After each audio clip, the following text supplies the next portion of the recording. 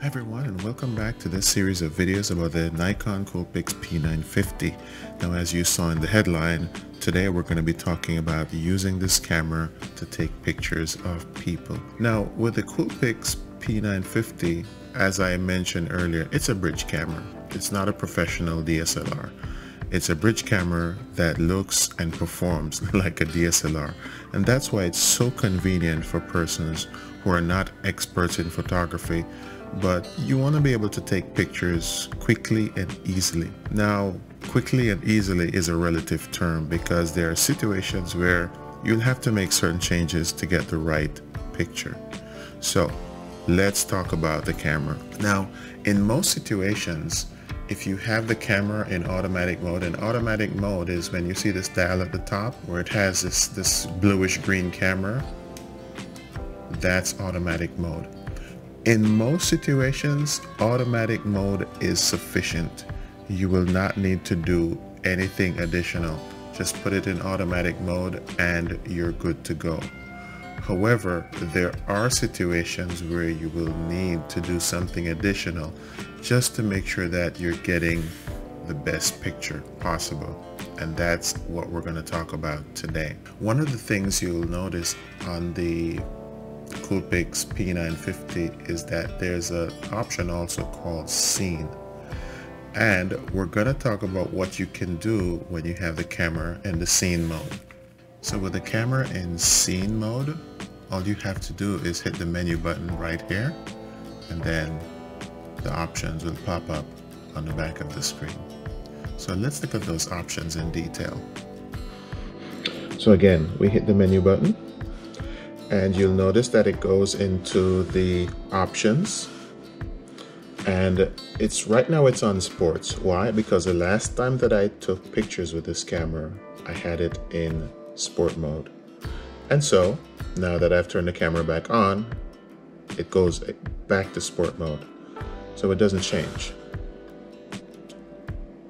So these different modes under the scene option at the top of the camera, see the scene is selected, portrait, and it shows you exactly what you'll be doing, taking a picture of someone. Landscape, obviously this would be like a nature shot, and it shows you examples, so there is no doubt as to what type of picture you'll be taking. Sport mode, fast action, moving people, moving objects. Then you have night portrait, if you're taking someone's picture at night outside, so the skies would obviously be dark and you'd probably have some latent lighting from street lights and so on. And then when you're indoors at a party, then that's a different setting altogether, because you have lights in the ceiling and you have lights nearby, and you might have a tablecloth which is usually a light color, and that's going to reflect light also. And then you have the beach where you have the very bright sky, you have the water which is bluish green, and you have the sand which also reflects a little light.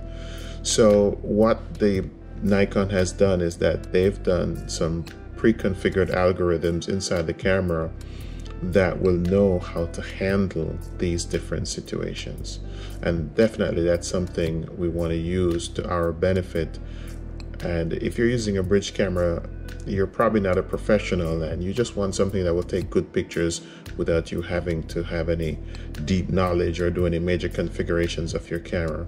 And that's where the scene option comes in, and you can choose the different situations right here. Now you'll notice that having selected sport mode, when you go back to the main screen, you'll notice right here that there's an H with several small windows. And what does that mean?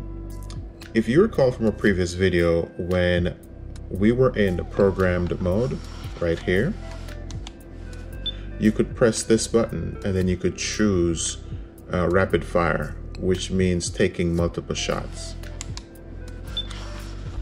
Here in the scene mode, if you select the sport option, automatically it goes into rapid fire, or multiple frames per second. And this is independent of what is configured in programmed mode. The one has nothing to do with the other. They're totally independent. So in the program mode, if you have it configured for a single shot, it will not affect what's happening in the scene mode if you choose a sport option. So that's something you need to bear in mind. Now, fortunately, the CoolPixP950 comes with a built-in internal flash. And I must say that in spite of its small size, it does a very good job. However, that very good job that it does is limited to objects within a certain distance of the lens. So as I mentioned in a previous video, if you need to brighten up a larger area, you're gonna need an external flash. And this is why I'm so happy that this bridge camera has a hot shoe right here at the top. Now, when I bought this camera, I did some research and I realized that only flashes that are made by Nikon are compatible with this camera. However, there are some generic brands that are designed to work with Nikon hot shoes. And I got an off-brand, a generic brand that's, I'll put the description in the link below so that you can find it, because I got it off Amazon also. And when for flashes that are compatible with Nikon hot shoes, they're called speed lights. They don't call them flashes. It's a flash, but they call them speed light. And this one has been working out very well for me. And of course, you know, getting it into the camera is not that hard. Just slide it right here, and then you tighten that. And in taking pictures, sometimes the camera will not get it right. And you know, the cameras are not perfect. And let me just give you an example. So we'll go ahead here and we'll turn on the camera. All right. So we have the camera on, and we'll turn the flash on. And you'll notice that I have the flash in TTL mode. Let me turn off this light to see if that helps. Right. So TTL mode is basically the mode that you'll use most times when taking pictures.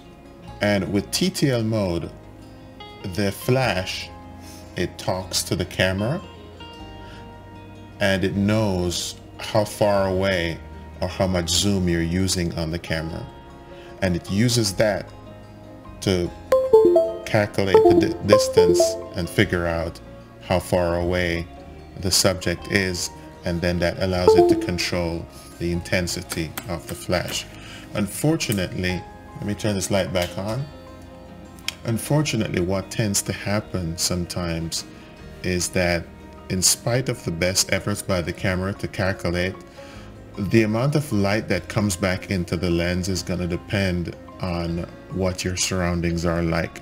So it's up to you as a photographer to say, maybe I need to use a diffuser.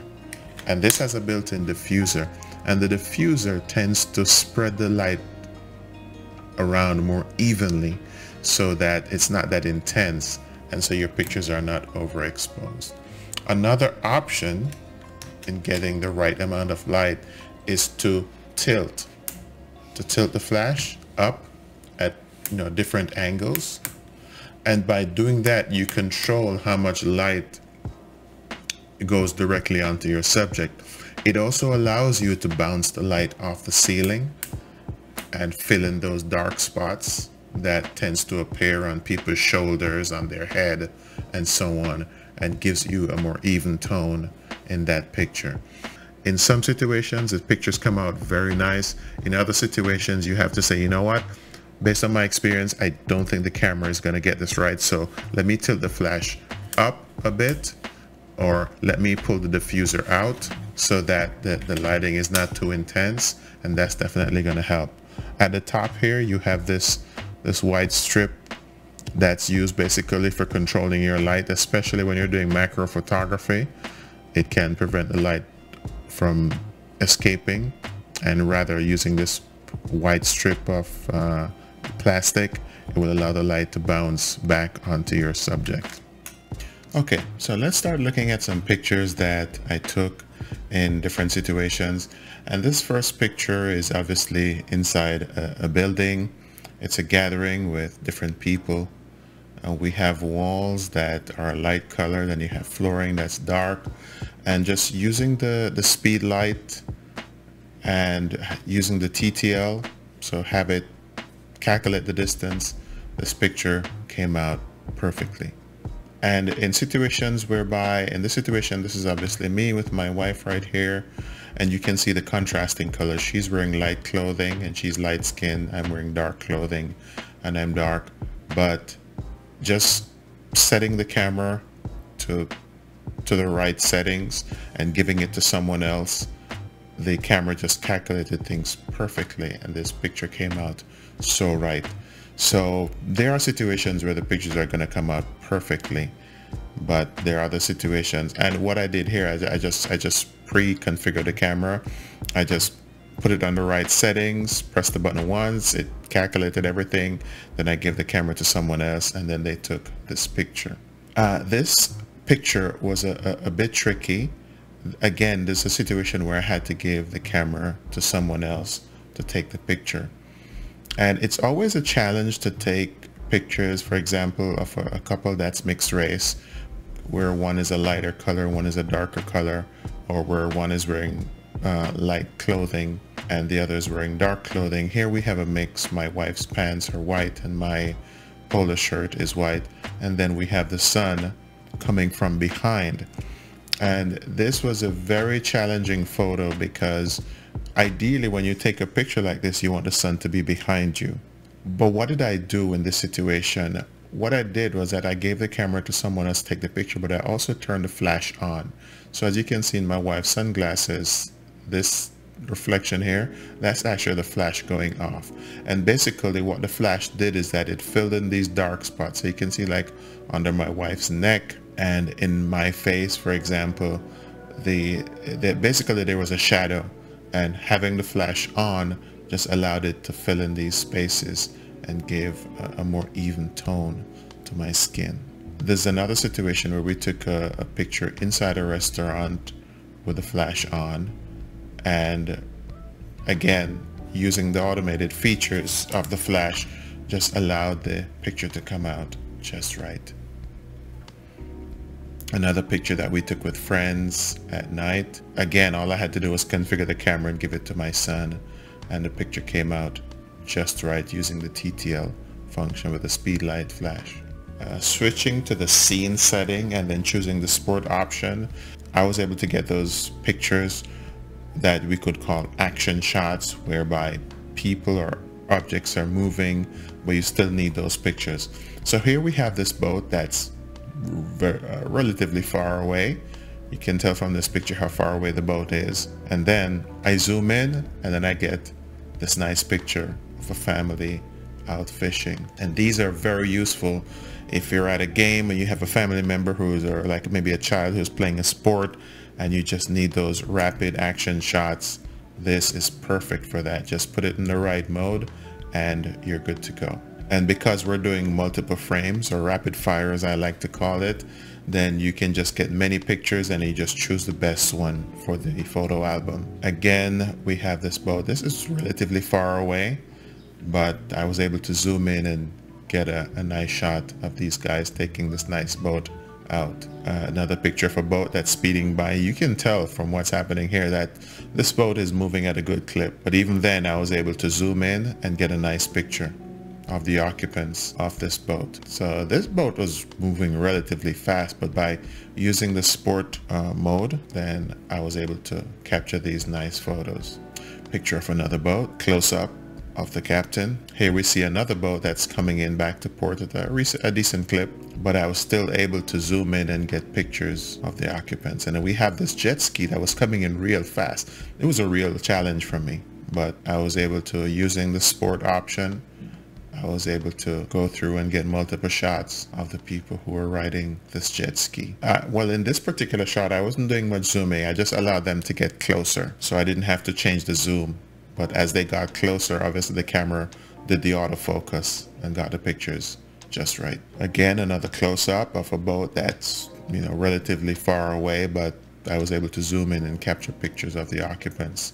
A picture of some guys that were fishing, not close, but at the same time not far away. But using the zoom on the P950, I was able to get pictures of people on the boardwalk, walking nearby, another boat passing by. I was able to zoom in and get close-ups. But I really enjoy using this camera. And this picture that I took, these people are very far away. How far away were they? That's how far away they were. But the zoom on the P950 is wonderful. So if you're maybe someone who is starting out as an investigator, you work for an insurance company, or you're a private consultant, and you want a camera that does everything without having to spend tons of money on a professional camera, this camera does a very good job of zooming in at such a large distance to take a picture of someone who you might be following, maybe for insurance purposes, or if you're doing a background check, so on. Again, another picture of a jet ski going out. This one is slightly blurred because this jet ski was moving much faster. And of course, this cruise ship going out, I was able to get some nice pictures. This is probably moving around 15 knots, I don't know. But picture came out just right. And of course, these people are all the way up on the very last floor. And at this deck, right here, this is almost 100 feet high. This is very high, but nevertheless I was able to zoom in and take pictures of different people on the cruise. Here we have another small boat near the inlet, people fishing. And then there was a party that we were invited to. Actually, it was a wedding shower. And here in most of these pictures, I had to change the direction of the flash, as I discussed earlier, to get the pictures just right. Sometimes I would rely on the TTL to calculate, and the pictures would come out very bright, because as you can see, the tablecloth is white, and the chair coverings, they're also white. So I would find that sometimes when I got too close, the pictures would come out very bright. So depending on the distance, I had to change the position of the flash. Sometimes I would have to tilt the flash up to the ceiling to reduce the intensity. I should have used a diffuser in some situations. I don't know why I didn't, but moving the flash helped. Again, different situations where the flash was used with great effect, and in many cases I had to tilt it up slightly because there are just so many light colors that were reflecting a lot of light in these different pictures. So overall, I'm very pleased with this camera. I really love using it, and once you get used to it, once you've taken a few pictures and you see how it works, then it becomes a joy to work with this camera. In my next video, which will be coming in a few weeks, I'll be doing some more advanced photography, and in the interim I'll be releasing some more videos with my drone and highlighting some places here in Florida. If this is your first time on my channel, please remember to subscribe. Thanks.